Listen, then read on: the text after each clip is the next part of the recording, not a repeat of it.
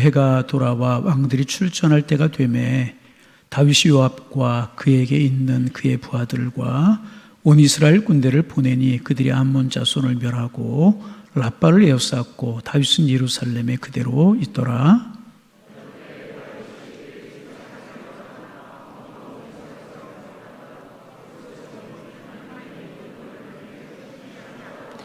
다윗이 사람을 보내 그 여인을 알아보게 하였더니 그가 아뢰되 그는 엘리암의 딸이요 햇사람 우리아의 아내 밧세바가 아니니까 하니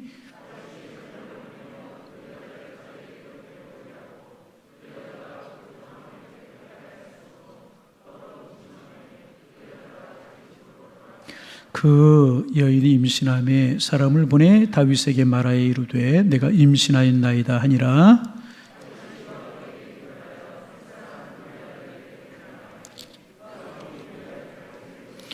우리아가 다윗에게 이르매 다윗이 요압의 안부와 군사의 안부와 싸움이 어떠했는지를 묻고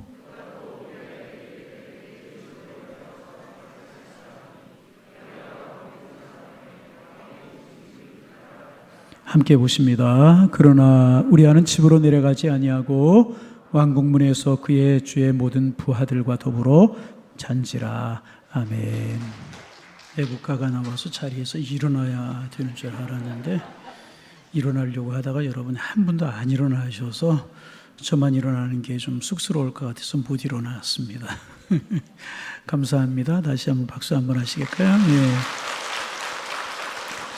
지난 주간에 많은 비가 내렸는데 여러분 비 피해 없으셨습니까? 대답, 비 피해 없으셨어요? 네. 이번 주에도 또 많은 비가 내릴 거라고 그러고 날씨가 물 것이라고 예고가 되는데 아무쪼록 하나님 도우시고 지켜주셔서 피해도 없고 건강하고 강건한 한 주간을 지내시기를 바랍니다. 예. 건강하십시오. 예. 왕이 된 다윗은 이스라엘을 위협하는 주변의 나라들과 많은 전쟁을 하게 되었습니다. 오늘 우리가 읽은 본문도 다윗 시대에 있었던 또 하나의 전쟁 이야기입니다. 1절에 보면 왕들이 출전할 때라고 하는 말이 있는데 왕들이 출전할 때라고 하는 말은 왕들이 전쟁에 나갈 때를 말하는 것입니다. 당시 이스라엘은 암몬과 전쟁을 하고 있었습니다. 그런데 이상한 것은요, 다윗이 전쟁터에 나가지 않고 예루살렘 성에 그대로 있었다는 것입니다. 당시에 이제 왕들이 하는 일은 평상시에는 백성들의 어떤 시시비비를 가려 재판을 하는 일을 왕들이 하는 일이었었고 전쟁이 일어나면 군사들을 이끌고 나가서 전쟁을 수행하는 일이 왕의 업무 중에 하나였었습니다. 그러기에 지금 암몬과 전쟁이 벌어졌기 때문에 군사를 거느리고 나가서 다윗이 마땅히 전쟁을 해야 됨에도 불구하고 다윗은 전쟁터에 나가지 않고 왕궁에 있었습니다. 그러면 여러분 다윗이 전쟁이 일어났음에도 불구하고 전쟁터에 나가지 않은 이유가 무엇이겠습니까? 그것은 다윗이 전쟁터에 나가지 않아도 될 만큼 이스라엘도 다윗도 강했기 때문이었다는 것입니다. 그런 수도 없이 많은 싸움을 싸웠습니다. 아버지 양떼를 돌볼 때에는 맹수와 싸워서 이겼고요. 골리앗과 싸워서 이겼습니다. 여러분, 골리앗과 싸워서 이겼다는 것은 보통 승리가 아니었었습니다. 왜냐하면 골리앗이 천하제일의 장수였기 때문에 그 장수를 무너뜨려서 승리했기 때문에 이것은 보통 일이 아니었지만은 더 큰 이유가 뭐냐면 이 블레셋은 이스라엘을 가장 힘들게 하는 나라였었는데 이스라엘을 가장 힘들게 한 원수 같은 나라의 장수 골리앗을 무너뜨렸기 때문에 이것은 보통 승리가 아니었었습니다. 그뿐만 아니라 하나님이 축복할 다윗이 가는 곳마다 계속 싸우고 가는 곳마다 계속 이기게 되었습니다. 특별히 이제 여부스 족속이라고 하는 족속과 싸워서 이겼는데 그리고 산성을 빼앗았어요. 그리고 산성의 이름을 다윗성이라고 붙였는데 그 다윗성이 지금의 예루살렘인 것입니다. 예루살렘도 싸워서 빼앗았고 이겼습니다. 암몬 환운이라고 하는 사람과 싸워서 이겼고 소바왕 하다데셀을 싸워서 이겼고 아람 모압 이스라엘 주변에 있는 많은 나라들과 싸워서 큰 승리를 거두었습니다. 그때마다 다윗이 앞장서 싸웠다는 것입니다. 그런데 지금도 이스라엘이 암몬과 전쟁을 하는 중이었는데 이스라엘 군사들이 암몬의 수도 깊숙이 들어가서 암몬의 도시였던 랍바를 포위하고 전쟁을 하는 중이었습니다. 이 전쟁에서 이스라엘이 이제 그 랍바를 포위했다라고 하는 말은 이스라엘이 거의 다 이기고 승리를 목전에 두었다라고 하는 그런 말이 되는 것입니다. 이렇게 이스라엘 영토는 점점 넓어졌고 이스라엘은 강했습니다. 이런 상황에서 다윗은 이제 웬만한 전쟁은 장수들에게 맡기게 된 것입니다. 내가 꼭 전쟁에 나갈 필요가 있겠는가? 나는 전쟁터에 나갈 필요가 없어. 그러면서 예루살렘에 남아서 자신과 자신의 나라를 자랑스럽게 여기고 있었던 것입니다. 그런데 여러분, 다윗이 이때 모르고 있는 것이 하나가 있었습니다. 그게 무엇인가? 랍바만이 전쟁터가 아니었다는 것입니다. 랍바만이 전쟁터가 아니고 그가 있었던 왕궁도 치열한 전쟁터였음에도 불구하고 다윗은 그 왕궁도 치열한 전쟁터라고 하는 사실을 모르고 있었다는 것입니다. 그리고 불행하게도요, 왕궁에서 있었던 그 전쟁에서는요, 다윗은 참패해버리고 말았습니다. 그러면 왕궁에서 있었던 이 치열한 전쟁, 다윗이 참패한 전쟁은 무엇이었습니까? 그것은요, 다윗 자신과의 전쟁이었습니다. 지금 군사들은 전쟁터에 나가 치열한 전투를 벌이고 있는데 전쟁터에 나가지 않고 낮잠을 자고 일어난 다윗은 저녁 무렵에 왕궁 옥상을 거닐게 되었습니다. 이스라엘의 집들은 다 지붕이 평평하게 그렇게 되어 있거든요. 옥상을 거닐게 되었는데 옥상을 거닐다가 한 여인이 목욕하는 것을 보게 되었습니다. 그래서 어떤 분들이 우스운 이야기로 그런 이야기를 하죠. 바세바 이름의 뜻이 뭐냐? 그 여자가 목욕하는 것을 봐, 바세바. 그래서 바세바다. 그렇게 이야기하는, 물론 그 뜻이 아닙니다. 목욕하는 것을 보게 되었고요. 알아보니까 그녀는 랍바성 전투에 나가 있었던 아주 충성스러운 우리아 장군의 아내 바세바였었습니다. 그럼에도 불구하고 다윗은 바세바를 불러서 동침을 하게 되었고 이로 인해서 바세바는 임신을 하게 되었습니다. 여러분, 본문에는요, 두 가지 전쟁이 기록되어 있는 것입니다. 랍바성에서 이루어지는 전쟁과 자기 궁에서 이루어지는 전쟁, 두 가지 전쟁이 지금 치루어지고 있는 것입니다. 다윗은 아람과의 싸움에서 랍바성의 전쟁에서는 이기고 있었지만은 왕궁에서 자기와의 전쟁에서는요, 참패해버리고 말았습니다. 여러분, 안타깝게도 많은 사람들이 외부에 있는 적과 싸우는 것은 중요하게 생각하면서도요, 자신과의 싸움은 가볍게 여기거나요, 자신과의 싸움은 싸움인 줄도 모르며 살아가는 사람들이 많이 있습니다. 여러분, 예를 들어봅니다.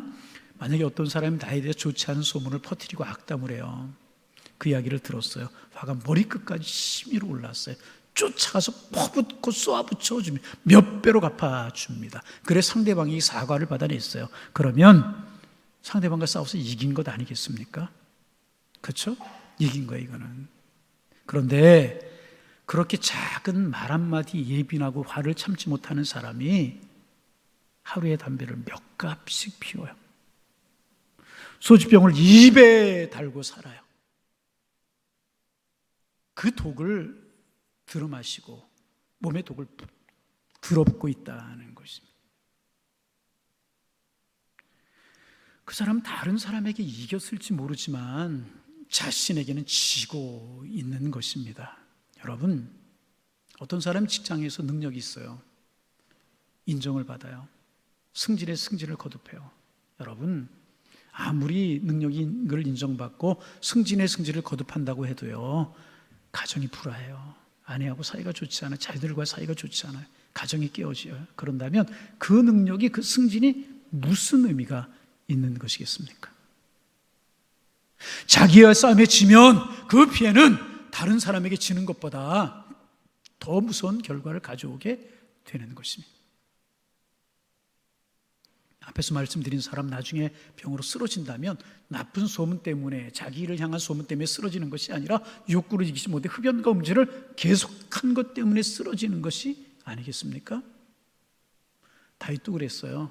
자기와의 싸움에서 패했어요. 그러므로 혹독한 대가를 지불해야만 했었습니다.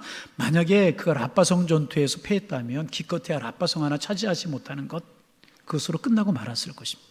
그러나 자신과의 싸움에서 패하게 되자 정말 무서운 일이 벌어지기 시작했습니다. 먼저 그는 더 큰 죄악의 수렁텅이로 빠져버리고 말았습니다.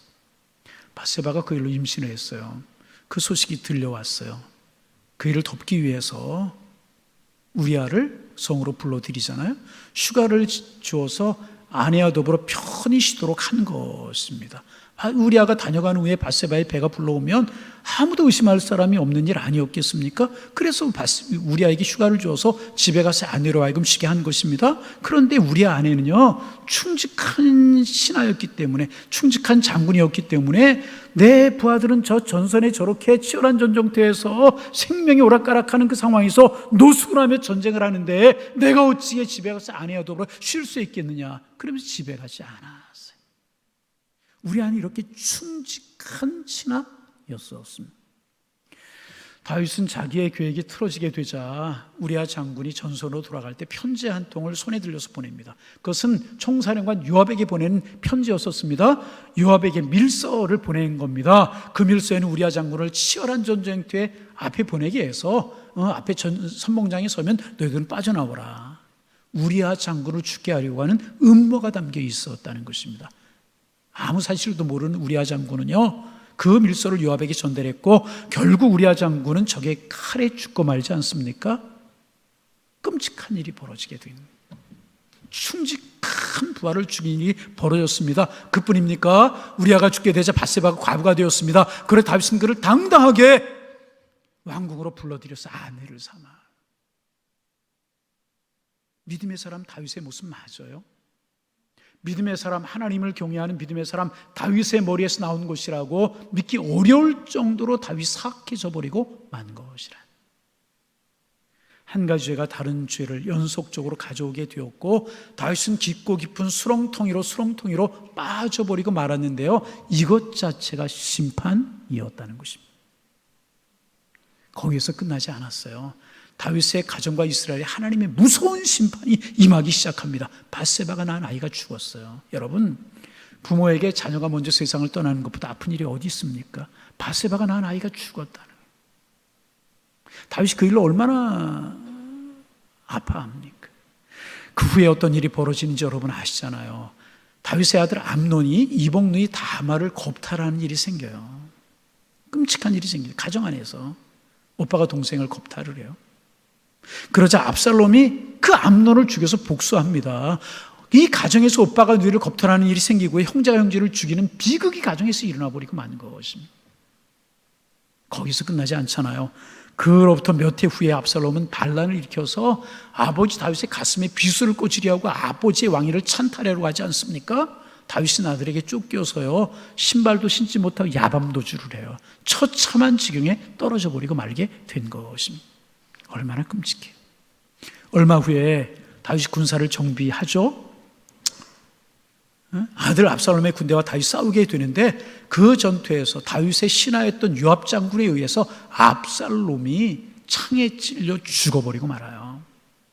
많은 전쟁을 다윗이 했어요. 그때마다 승리를 가져왔어요. 그때 그 승리는 그에게 기쁨을 주는, 큰 기쁨을 주는 승리였지만 아들과 싸워서 이긴 그 승리는요, 기쁨이 아니라 그 아들의 시신 앞에 통곡하게 만드는 승리였다는, 이보다 비참한 일이 여러분 어디 있습니까?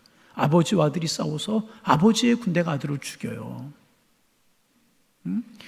자신과의 싸움에서 패한 결과는 무서운 것이었다는 것입니다. 가정이 무너졌어요. 수많은 승리를 통해 세운 온전한 이스라엘이 부자간의 내전으로 말미암아 그 기초부터 송두리째 흔들려 버리고 말았다는 것입니다. 여러분, 전쟁에서는 이겨야죠. 모든 전쟁이 이겨야 되는데 무엇보다 중요한 것은요, 나 자신과의 싸움에서 반드시 이겨야 될 것이라. 여러분 자신과의 싸움을 이기는 여러분 되시기를 주님의 이름으로 축원합니다. 무엇보다 우리는 내 자신과 육신의 소유과 싸워서 이기는 우리가 되어야 된다. 내일이 8월 15일이에요. 8월 15일은 무슨 날이죠? 큰 소리 대답 좀 해보세요. 무슨 날이에요? 제가 묻는 이유가 있어요. 다 잊어버리고 지나갈 때가 많기 때문에. 우리나라 굉장히 중요한 날이잖아요. 광복절입니다. 광복절이 되면 일본 이야기 할 수밖에 없잖아요. 아니, 해야 되잖아요. 3년 전인가요? 4년 전인가요? 우리나라와 일본과의 관계가 그렇게 좋은 건 아니지만 우리나라 일본과의 관계가 극도로 험악해졌던 때가 있었습니다. 그래서 곳곳에 현수막이 붙었어요. 프랭카드가 일본 타도, 일본 이기자, 함께 싸우자, 이런 현수막이 붙어 있었던 적이 있었습니다. 일본이 독도 문제라든지 여러 가지 면에서 합리적이지 못하게 우리나라를 대했는데 그 당시 경제적으로 우리나라를 어렵게 한 것, 그에 대한 반일 감정이 우리나라에서 고조되어서 곳곳에서 반일 시위가 열리고 일본 제품 불매 운동이 벌어졌던 적이 있었잖아요. 여러분 기억하실 거예요. 몇 년 안 된 일이기 때문에 그 일로 민간 교류까지 끊어져서 지금도 정상적인 교류가 이루어지지 못하고 있습니다. 사실 그래요. 어떨 때 보면 일본이 행하는 일들이 너무나도 자기들 중심적이에요. 조금 힘이 있다고, 조금 힘이 잘 산다고 우리나라 무시하고 자기들의 악행과 잘못을 사과할 줄 모르고 그러잖아요. 또 관계가 그런 대로 괜찮아 왔었잖아요. 수십 년간 회복해 오던 우애를 경제적인 전쟁을 통해 그 당시 깨트려 버리고, 그래서 우리나라가 일본과 맞서서 곳곳 반일 시위가 열리고 일본 제품 불매 운동이 벌어졌던 그런 적이 있었습니다. 그리고 이제 그런 일들이 적당한 전의의 감정들이 우리나라를 하나로 묶어준 거 사실입니다. 그때 우리가 깨달은 거 있잖아요. 우리가 이제 첨단 기술을 발전시켜야 되겠다, 국력을 키워야 되겠다, 그런 사실을 우리 많이 생각했잖아요. 더 이상 우리나라가 다른 나라에게 무시를 당하거나 조롱거리가 되어서는 안 될 것입니다. 그렇잖아요. 우리나라 조롱거리 되거나 무시받는 그런 민족 되어서는 안 될 것이라. 그런데 여기에서 우리가 생각할 것이 있어요. 생각할 것이 있어요. 일본과 맞서 싸우려고 하는 우리가 그보다 더 중요한 싸움인 우리 자신과의 싸움에서는 이기고 있는가 하는 것입니다. 여러분, 일본 이야기 자꾸 해 죄송한데요, 우리가 일본은 꼭 이기려고 그러잖아요. 죄송합니다만은 어젠가 그젠가요, 일본과 우리나라 남자 배구를 한 적이 있었어요. 어떻게 TV를 틀다 보니까 5세트 마지막 세트더라고요. 제 마음속에 일본에게 지면 안 되는데 그런 생각이. 일본에게 운동경기 지기도 싫어하잖아요. 그래서 심지어는 가위바위보를 해도 일본에게는 지지 말아야 된다, 그런 우스운 얘기도 있지 않습니까? 그런데 이렇게 밖에서는 일본과 싸우고 이기고 하면서 안으로 우리 자신과의 싸움이 진다면 여러분 어떤 결과가 오겠습니까? 그런데 이미 우리는요, 많은 부분에서 자신과의 싸움이 지고 있다는 생각이 들어요. 몇 가지를 이야기해 볼까요?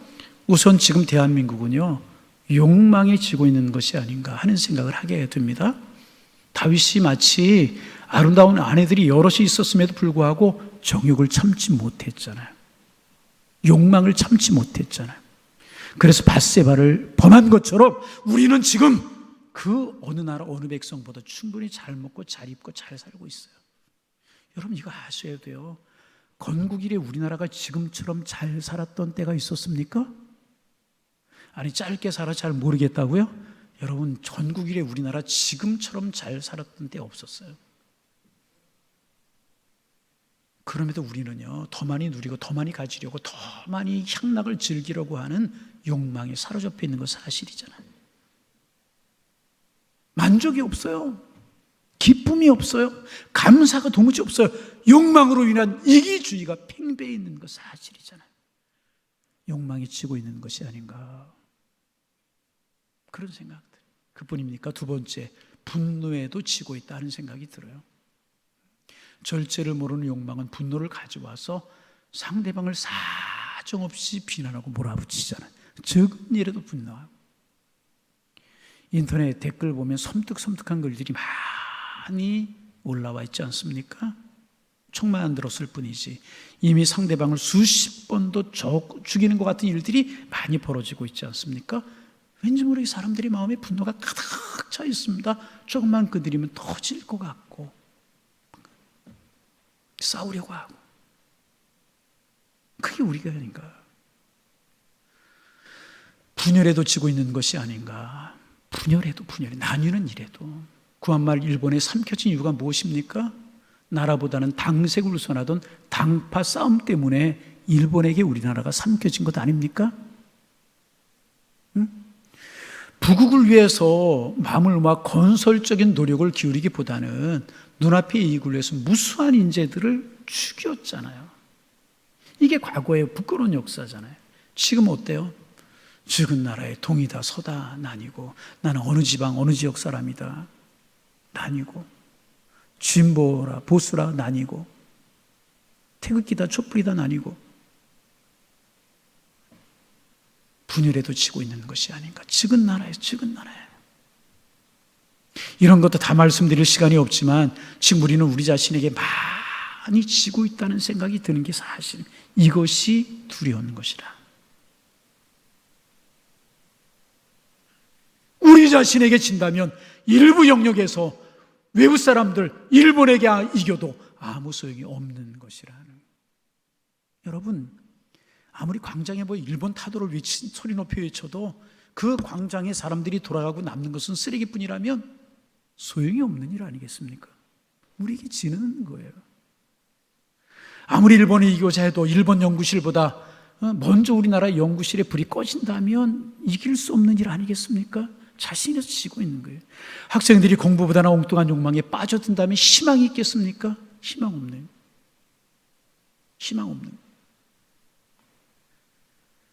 여러분, 우리가 아무리 이기게 해달라고 기도를 해도 말씀대로 사는 삶을 위한 진지한 노력이 없다면, 예배 열심이고 기도에 열심이지 못한다면 소용이 없네요. 아무리 뜨거운 예배를 드려도 예배와 삶의 연속성이 없다면 소용이 없는 것이래요. 교회 안에조차 하나님의 나라의 질서를 세우지 못한다면 우리는 틀림없이 사탄의 조롱거리가 될 수밖에 없는 것이라. 우리는 모든 일에 예수님을 바라볼 줄 알아야 돼. 예수님 어떻게 하셨는가? 예수님이 인류의 위대한 구원자가 되셨어요. 예수님 유일한 구원자이심을 믿습니다. 예수님 유일한 구원자가 되셨어요. 그런데 예수님 보세요. 예수님이 인류의 위대한 구원자가 되신 것 싸워서 되셨습니까? 황제와 싸우고 로마의 총독과 싸우고 정치도들과 싸워서 이겨서 구원자가 되셨습니까? 바리새인들과 서기관들과 같은 유대 지도자들과 싸워서 이겼기 때문에 우리 예수님이 위대한 구원자가 되셨습니까? 아니라는 거예요. 우리 예수님이 위대한 구원자가 되신 것은요, 당신께 당신 자신을 이기심으로 우리의 위대한 구원자가 되셨다는 거예요.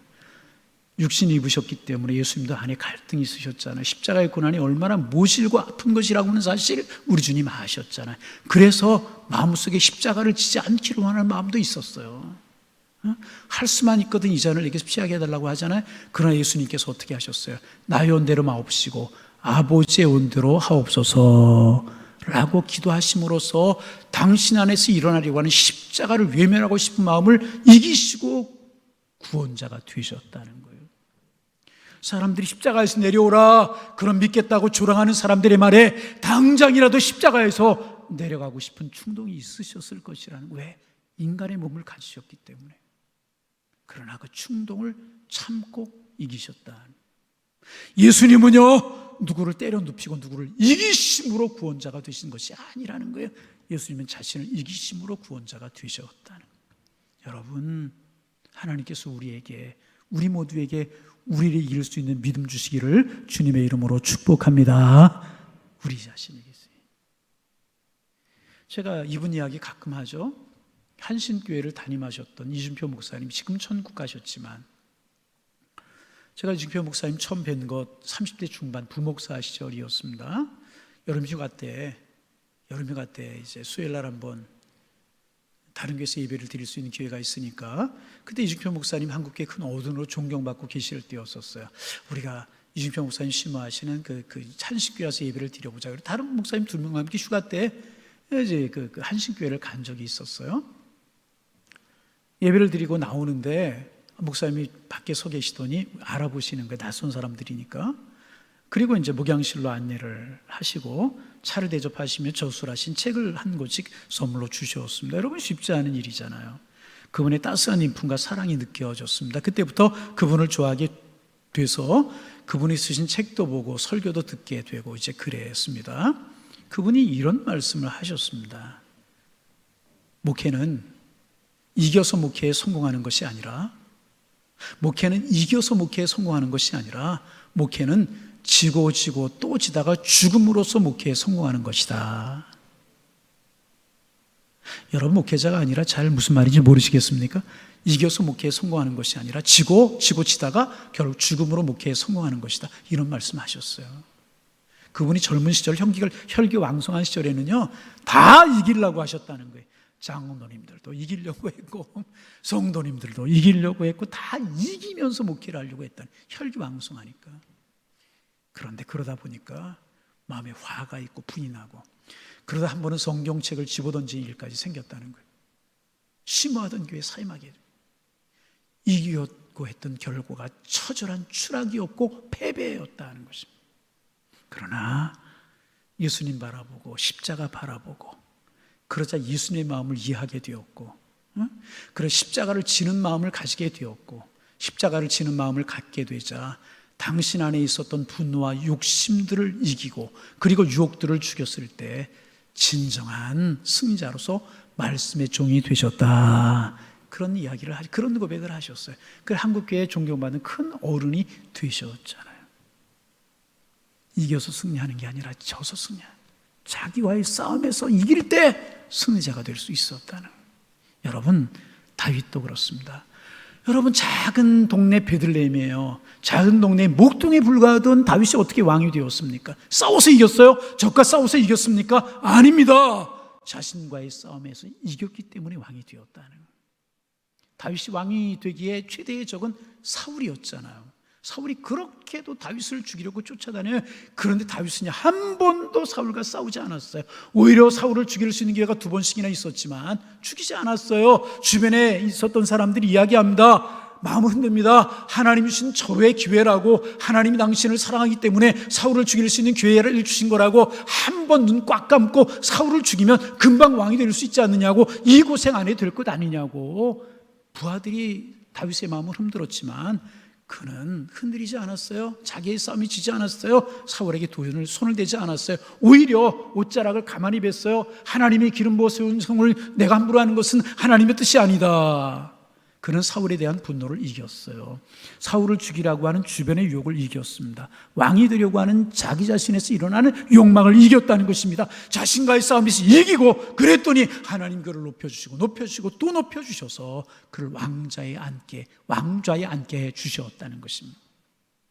여러분, 우리 자신과의 싸움에서 이길 수 있는 우리가 되기를 소망합니다. 우리 감정에 져서는 안 돼요. 우리 신앙인들만이라도 감정에 져서는 안 돼요. 싫고 미워하는 감정에서 흥분하지 말아요. 냉정해져요. 침착하고 말을 아끼고, 그 대신에 깊이 기도하고, 그 대신에 하나님의 말씀 깊이 묵상하고, 예배하는 일에 최선을 다하고 그 말씀으로 늘 새로워지도록 힘써야 되는 것이라. 그리고 내가 서 있는 자리에서 내가 할 일을 성실하게 감당해야 될 것이라. 한국교회도 마찬가지. 신천지를 비롯한 이단들이 한국교회를 공격하고 한국교회를 무너뜨리려고 그래요.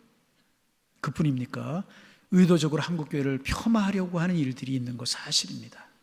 그러나 지금 한국교회가 그런 외부의 적들 때문에 어려운 것이 아니라는 사실을 우리 기억할 수 있어요. 무엇 때문에 어려운가? 우리 스스로에게 지고 있기 때문에 한국교회가 어려운 것이에요. 교회 유명한 지도자들이 부끄러운 일들이 매스컴에 오르내리고 있어요. 그분들 자신과의 싸움이 지고 있기 때문에. 여러분, 기도하는 일, 말씀하는 일, 예배하는 일 이기고 있습니까? 교회 안에 다투고 분열하고 있어요. 교회 본연의 자세에 충실하지 못하고 비본질에 매달려 힘을 낭비하고 있기 때문에 한국교회가 힘을 잃어가고 있는 것 아니겠느냐.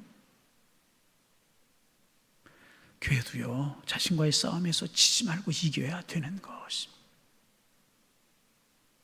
우리 교회도 능히 이기는, 하나님이 원하시는 하나님의 가슴 속에 있는 그런 교회가 되시기를 주님의 이름으로 축원합니다. 지금 나이들은 다윗의 모습이에요. 젊었을 때 다윗이 왕이 되었잖아요. 어떻게 자신을 이기고 왕이 될 수 있었습니까?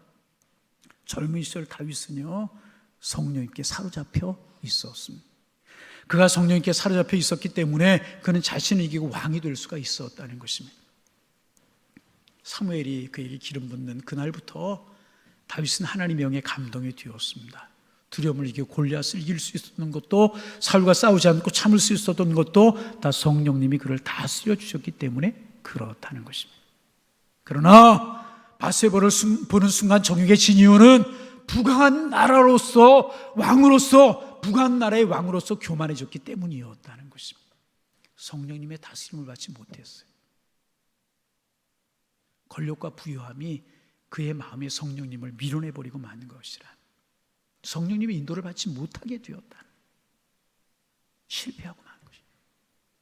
사랑하는 성도 여러분, 우리 모두 성령의 인도함을 받는 성령의 사람들 되시기를 주님의 이름으로 축원합니다. 성령의 감동하심에 순종하는 하나님의 사람들이 되어야 될 것이라.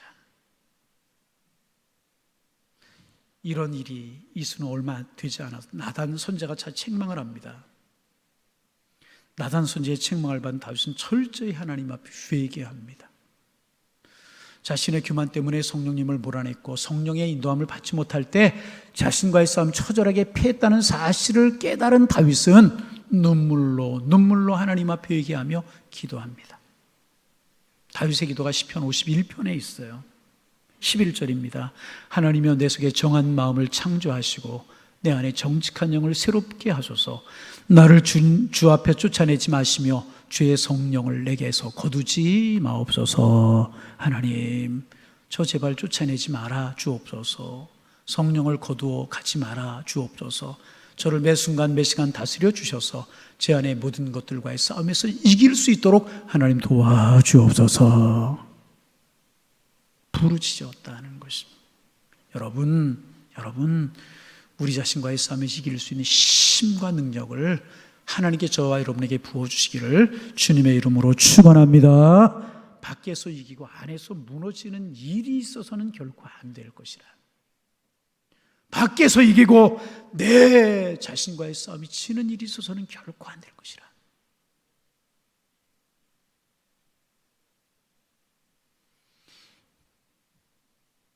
내 자신과의 싸움에서 이기게 될 때 우리 일본뿐만 아니고요, 요즘 하나님의 창조의 섭리에 도전하는 악한 세력들이 얼마나 많아요.